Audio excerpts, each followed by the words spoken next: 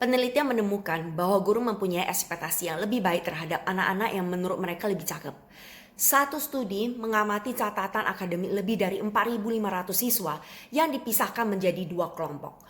Mereka kemudian membandingkan nilai siswa antara kelas yang diambil dalam kelas tatap muka dan kelas online di mana tidak ada interaksi tatap muka.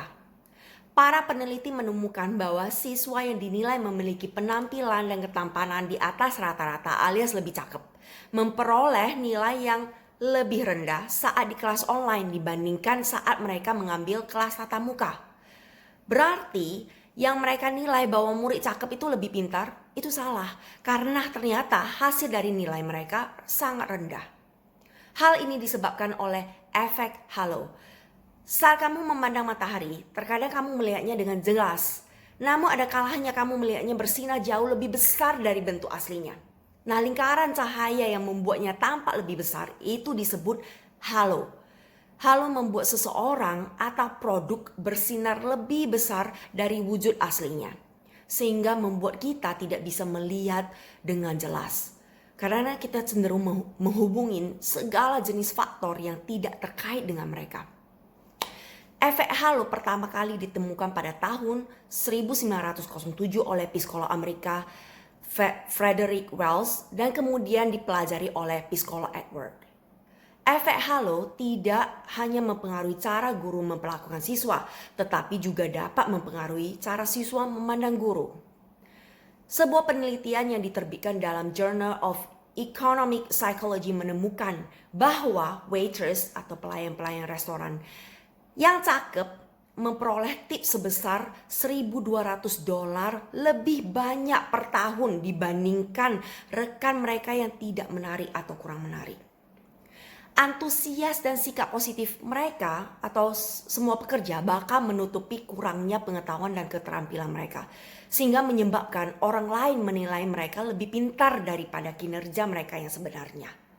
Ini adalah bias kognitif, di mana kesan kita secara keseluruhan terhadap seseorang mempengaruhi perasaan dan pemikiran kita tentang karakternya.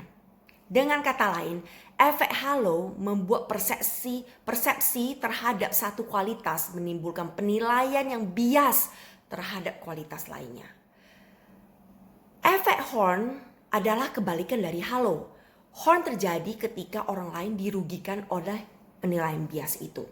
Horn terjadi ketika seseorang menilai orang lain secara negatif hanya berdasarkan satu ciri yang diketahui. Contoh, kamu ketemu teman lama, pakaiannya super sederhana, mukanya jerawatan, penampilannya kayak baru bangun tidur. Lalu kamu berasumsi, dia tuh orang miskin, gak pintar, gak baik dan sebagainya. Padahal belum tentu benar. Psikolog menyebutnya sebagai bias blind spot. Atau bahasa Indonesianya titik buta, titik lemah, atau pandangan terhalang. Intinya horn adalah seseorang dirugikan oleh penilaian bias kamu. Misalnya kamu lihat orang gemuk atau obesitas langsung menilai dia itu orang yang malas, orang yang bodoh, atau semua aja yang jelek atau yang negatif deh. Tapi halo adalah seseorang diuntungkan oleh penilaian bias kamu. Jadi misalnya ketika kamu memilih dokter yang tampan atau cakep daripada dokter yang jelek. Padahal dokter jelek ini memiliki pengalaman dan keterampilan luar biasa dibandingkan dokter tampan itu. Jadi itu jadi bias ya. Jangan lupa satu hal, banyak orang-orang yang kita menilai jelek itu mungkin mereka bekerja 2 kali lipat lebih keras untuk mendapatkan reputasi yang sama. Yang artinya skill mereka juga 2 kali lipat lebih hebatnya.